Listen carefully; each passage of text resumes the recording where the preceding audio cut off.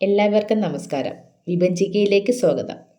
മനുഷ്യനെക്കുറിച്ച് ചില കാര്യങ്ങൾ.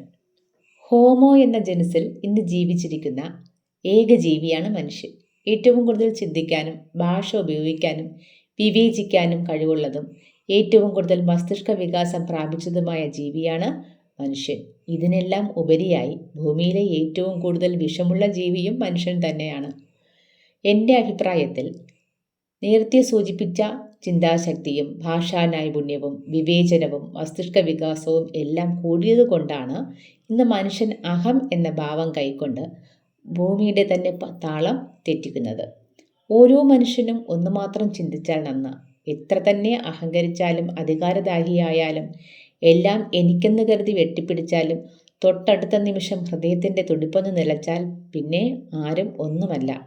പിന്നെ നമ്മൾ പദവിയുടെ പേരിലും ഒരു മനുഷ്യൻ ജീവിച്ചിരിക്കുന്ന കാലം സ്വന്തമെന്ന് അവകാശപ്പെടാനുള്ള ഒന്നായ അവൻ്റെ പേര് മാത്രം, അതുപോലും അവിടെ മണ്ണടിഞ്ഞ് ഒരു പിടിച്ചാരമായി മാറുകയോ ചെയ്യുന്നു.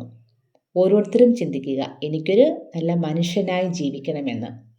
ഈ ഒരു മെസ്സേജിന് പല നെഗറ്റീവ് കമൻറ്റുകളും വന്നേക്കാം. ഞാൻ കണ്ട മനോഹരമായ ലോകത്തിലെ ഹൃദയം തകർക്കുന്ന കാഴ്ചകളിൽ നിന്നും അനുഭവങ്ങളിൽ നിന്നും രൂപപ്പെട്ട വാക്കുകളാണ് ഇത്.